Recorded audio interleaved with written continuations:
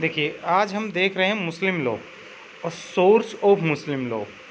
मुस्लिम law की शुरुआत कैसे हुई थी, सोर्स क्या क्या है, एंशिएंट सोर्स क्या है, मॉडर्न सोर्स क्या है, हर एक चीज़ को हम डिटेल में लेके चलेंगे।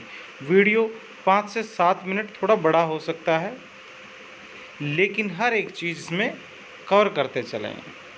तो सबसे पहले जब शुरुआत करते हैं तो सबको पता है मुस्लिम लॉ में प्रॉफिट मोहम्मद है, वहाँ से शुरुआत होती है, जिसको पैगंबर कहा जाता है।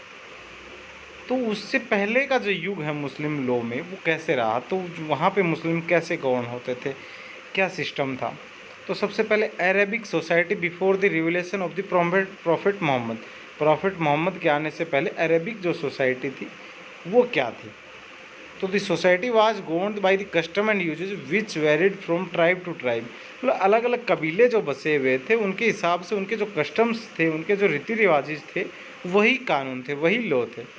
और the dispute were refer to the chief of the tribe. मतलब जो चीफ होता था वो ट्राइब का, वो उसको डिस्प्यूट को सोल्व करता था। But most practice were affected by the corruption.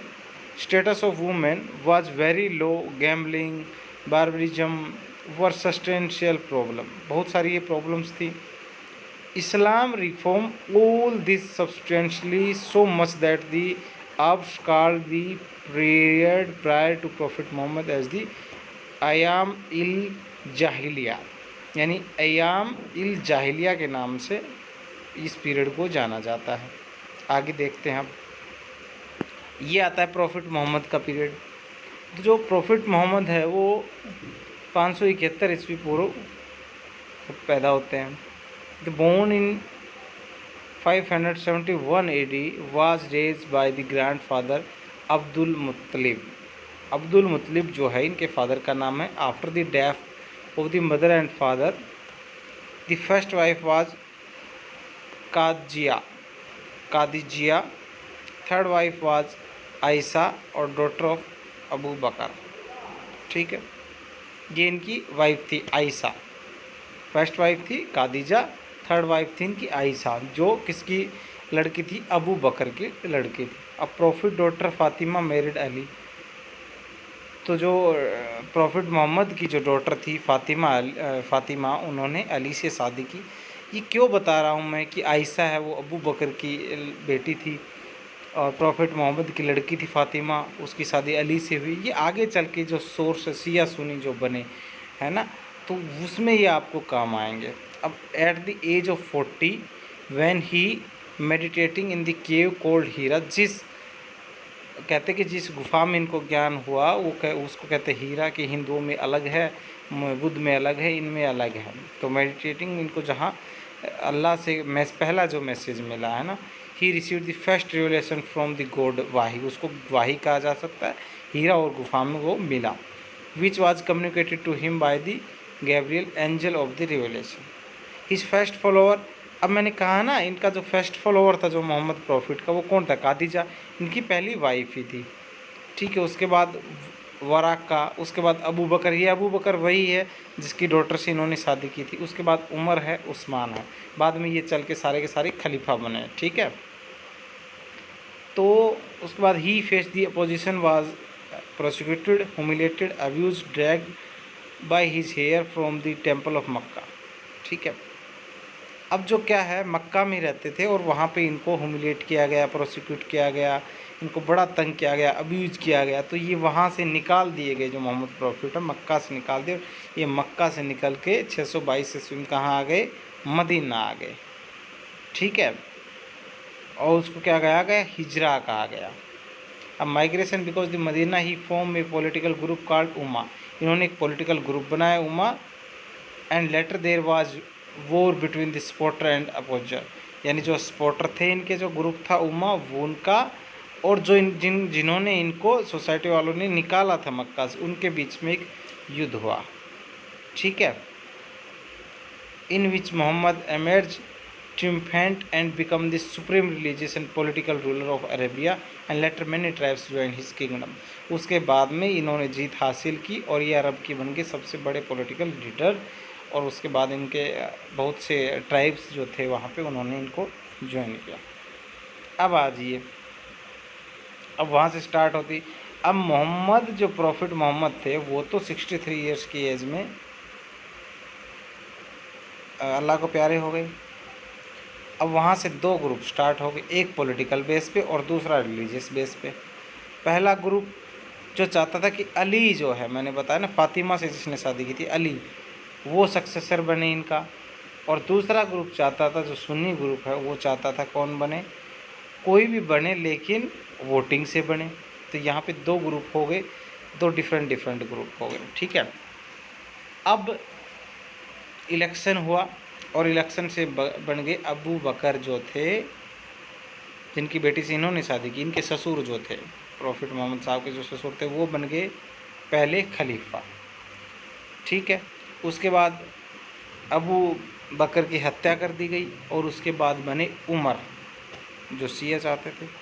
उसके बाद में उस्मान बने, नहीं सॉरी, सुन्नी चाहते थे। अबू बकर की हत्या हुई, उसके बाद उमर बने, उमर का भी असीनेशन हुआ। उसके बाद उस्मान बने, उस्मान के बाद अली, जो शिया चाहते थे जिसको बनाना, वो अली बने, लेकिन अली भी मारे गए। और उसके बाद फिफ्थ बने हसन, जो अली का जो लड़का था, अली के जो सन था, वो बना हसन। और उसके बाद हसन का जो यंगर जो सन था, वो बना। उसके बाद मौविया लीडर चूजन बाय द सुन्नीज ने फिर एक लीडर को चुना जिसका नाम था मौविया, उसका भी असेनेशन हुआ। उसके बाद उमैयद जो डायनेस्टी थी, उसका जन्म हुआ, ठीक है। ये थी मुस्लिम लोगी सोर्स से पहले की जो कहानी। अब जो ये देखिए आप, जो सोर्स है मेन तो 8 सोर्स है। अब 4 प्राइमरी और 4 सेकेंडरी है ये, ठीक है।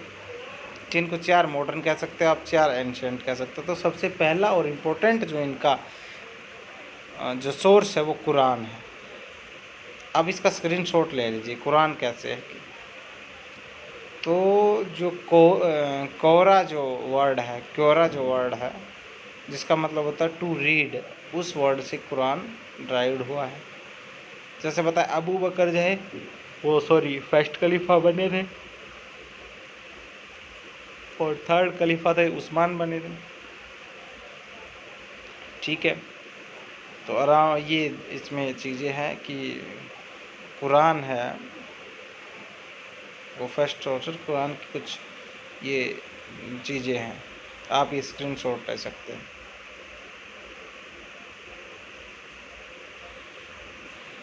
सेकंड है सुन्ना, सुन्ना मतलब the path. Second source of Muslim law, what ever the profit said, did और अलाउड टिस्टली इज कॉल्ड हदीस और ट्रेडिशन। जो प्रॉफिट मोहम्मद ने कहा, जो उन्होंने किया और जो उन्होंने अलाउ किया, उसको आप क्या कहते हैं, हादीस कहते हैं और ट्रेडिशंस कहते हैं। What ever the profit said in words, जो प्रॉफिट ने वर्ड्स में कहा उसको हमने कहा कि सुन्नत उल क्वैल कहा। अब उन्होंने जो किया, वट एवर ही डिड, सुन्नत अल उल फैल हो कहते उसको। और whatever he allowed to be done without actually saying, सुन्नत अल तकरीर, ठीक है। दी सुन्नत could be manipulated as they were not certain as the Quran and used as a political weapon, which happened during the rule of Umayyad dynasty. So these sunnat were collected and compiled by the various people, and these collections were called musnad. उसके बाद third है इजमा। इजमा क्या है, consensus of the most learn member of community. The source has been validated for both the Quran and prophet, यानी वह है सुन्नत। फोर्थ है इजमा के बाद है क्यास। तो Shia don't recognise it, Shia इसको नहीं मानते हैं। कलेक्शन ऑफ रूल्स और principle deductible by the method of analogy and interpretation from the Quran, सुन्नत एंड इजमा। इन सभी की इंटरप्रिटेशन है कुछ रूल्स रेगुलेशन जो कियास कहा जाता है। तो 4 सोर्स में होते हैं कुरान, सुन्नत, इजमा, कियास, ठीक है। उसके बाद लेजिस्लेशन, जिनको मॉडर्न सोर्स कहा, सेकेंडरी सोर्स कहा गया। तो उसमें सिंपल सी बात है, जो लेजिस्लेशन, जो कानून जो बना हुआ है, जो कानून जो बना, उसको आप लेजिस्लेशन बोलते हैं। और लेजिस्लेशन में सबसे पहले आप शरीयत एक्ट को ले लीजिए। शरीयत एक्ट आएगा 1937 का, dissolution of the Muslim marriage आएगा 1939 का, Muslim women protection end of rights and divorce act 1985 का। उसके बाद 2019 का भी आया जिसमें ट्रिपल तलाक को बैन किया गया है। तो ये है लेजिस्लेशन सोर्स। उसके बाद आता है customs and usages forces in law. जो कस्टम और यूजेज हैं जिनको रिकोगनाइज किया गया है लॉ में, जो लॉ द्वारा इन्फोर्स कराए जा सकते हैं, ठीक है, वो आपके कस्टम्स यूजेस आ गए। उसके बाद जुडिशल डिसीजन, कोर्ट ने जैसे ट्रिपल तलाक का है, सायरो बानो का है, शाह बानो का केस है, ये क्या है, जुडिशल डिसीजन है जो as a source of Muslim लोग काम करते हैं। उसके बाद जस्टिस, सिक्योरिटी और गुड्स कंसाइन, जहाँ पे रूल रेगुलेशन नहीं होते हैं, जहाँ पे एक्ट नहीं है, लेजिस्लेशन में गया पे वहाँ पे कहाँ justice, equality and good conscience के बेस पे डिसीजन लिया जाता है। तो ये 8 सोर्स हैं मुस्लिम लॉ के।